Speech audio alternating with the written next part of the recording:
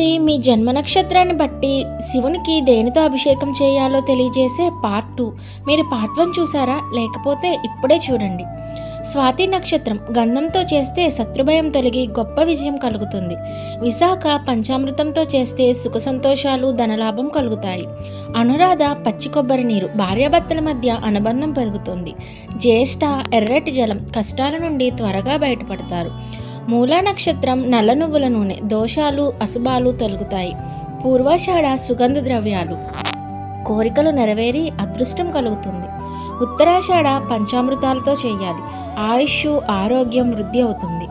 శ్రవణ నక్షత్రం పెరుగు మంచి ఉద్యోగం గొప్ప లాభాలు. ధనిష్ట తేనె ఆత్మవిశ్వాసం కలిగి కీర్తి ప్రతిష్టలు పెరుగుతాయి. శతభిషం నువ్వుల నూనె దీర్ఘకాలిక సమస్యల నుండి విముక్తి.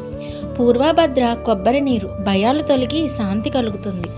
ఉత్తరాభాద్ర నక్షత్రం వారు నీటితో చేస్తే చాలు ఆర్థిక ఇబ్బందులన్నీ తొలగుతాయి. రేవతి నక్షత్రం పాలుతో చేయాలి. అన్నింటా విజయం అభివృద్ధి.